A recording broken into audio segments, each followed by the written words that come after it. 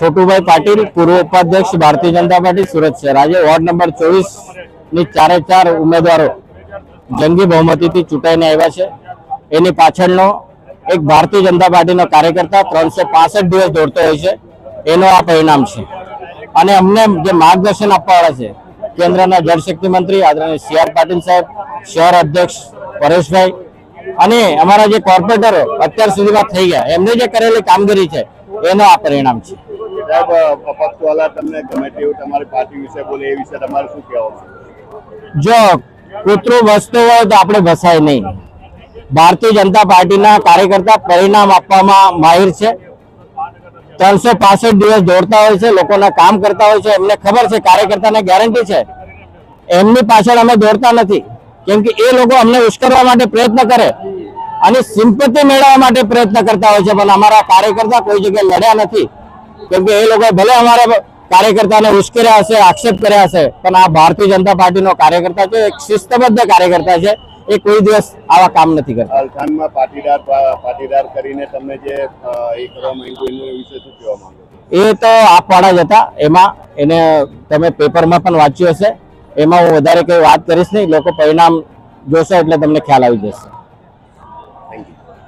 સુરત મહાનગરમાં ભારતીય જનતા પાર્ટીના તમામ ઉમેદવારો વિજેતા જોવા દેખાઈ રહ્યા છે। એક પછી એક વોર્ડની આખી પેનલ ભાજપના ઉમેદવારો જીતી રહ્યા છે।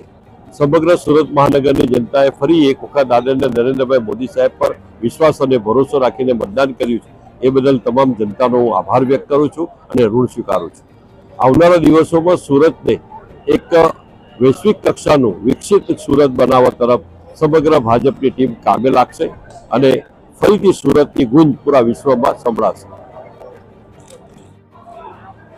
એક પછી એક વોર્ડમાં ભારતીય જનતા પાર્ટીની આખી પેનલ જીતી રહી છે। વોર્ડ નંબર 2 અને 4 જે છેલ્લા 10 વર્ષોથી અમારી પાસે નહોતા, એમાં પણ ભારતીય જનતા પાર્ટીની સમગ્ર પેનલ જીતી ગઈ છે અને વોર્ડ નંબર 3માં પણ ભારતીય જનતા પાર્ટીની પેનલ આગળ છે। આમ જે વોર્ડોમાં અમે 10 વર્ષથી જીતી શકતા નહોતા, એ વોર્ડોમાં ભારતીય જનતા પાર્ટીની આખી પેનલ જીતી રહી છે।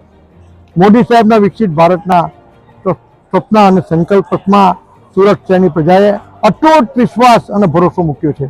હું સુરત શહેરની પ્રજાને વંદન કરું છું, ભારતીય જનતા પાર્ટીના કાર્યકર્તાઓને વંદન કરું છું કે ધમધોકતા તાપમાં એ લોકોએ તનતોડ મહેનત કરી છે ભારતીય જનતા પાર્ટીની પેનલ જીતાડવા માટે, અને ફરી એક વખત પ્રજાનું સ્વપ્ન સાકાર કરશે। સુરતની જે નવી ટીમ આવશે એ શહેરના વિકાસની, શહેરના પ્રશ્નોની અને શહેરમાં કેમ વધારે સુવિધાઓ સુધારી શકાય એની ચિંતા અને ચિંતન કરશે। સાહેબ, આજે ભાજપ સિવાયની અન્ય એ પેનલ જીતે છે, તમારે શું કહેવું છે? પેનલ તો કશે જીતી નથી, જીતવાની પણ નથી। ક્યાંક હવે ટેકનિકલ કે કોઈ બીજા કારણસર 1-2 સીટો આવી જાય તો કદાચ સીટોને તમે શું કરશો? તો જીતી લોકશાહી છે, સીટો જીતી ગયા છે તો પછી હવે એ લોકો ગાંધી હોલમાં બેસશે અને પ્રજાના કામો કરશે। હું ચંદ્રિકા સુબરિયા વોર્ડ નંબર 2 થી છું। પહેલા તો ભારતીય જનતા પાર્ટીનો હું દિલથી આભાર માનીશ કે મને સેવા કરવાનો અમૂલ્ય અવસર આપ્યો છે। ત્યાર પછી હું આભાર માનીશ સમક્ષ જનતાનો કે જે લોકોએ મત આપીને અમને વિજય બનાવ્યા છે, એનો દિલથી ખૂબ ખૂબ આભાર। બસ અમારો ભવ્ય વિજય થયો છે કાર્યકર્તાના બળબૂતા ઉપર, અમારા વોટરોના બળબૂતા ઉપર। મતદાર ખૂબ હોશિયાર હોય છે, મતદાર વિકાસની ગતિને જોઈને મત આપે છે, એટલે હું અમારા મતદારોનો આભાર વ્યક્ત કરું છું। સાથે અમારા કાર્યકર્તાઓ આવી ગરમીમાં અમારા સાથે 15 દિવસ પ્રચારમાં માધ્યમમાં જોડાયા છે અને અમારા શીર્ષક નેતૃત્વનો બી આભાર વ્યક્ત કરું છું। મારું નામ હિતેશ લાઠિયા છે, હું કઠોદરાનો રહેવાસી છું। વોર્ડ નંબર 3માં અમારે ભારતીય જનતા પાર્ટીને ખૂબ લીડ એટલે 8,000ની લીડથી વિજેતા પ્રાપ્ત થઈ છે અને 10 વર્ષથી આ વોર્ડમાં 5 વર્ષ પહેલા કોંગ્રેસ હતી, આથી 5 વર્ષ પહેલા આપ હતી અને આ ત્રીજી ટર્મમાં ભારતીય જનતા પાર્ટીની વિજેતા થઈ છે। અને જે વિકાસના કામો બાકી છે અને વિકાસના કામો જે રોડ રસ્તાના કામો ચાલુ થઈ ગયા છે અને જલ્દ સે જલ્દ પૂરા થાય અને પબ્લિકની વચ્ચે સમાજ સેવા કરવાના અમારી ભારતીય જનતા પાર્ટીના કોર્પોરેટરને સેવા મળે એ બદલ મતદાતાઓનો ખૂબ ખૂબ આભાર વ્યક્ત કરવી છે અને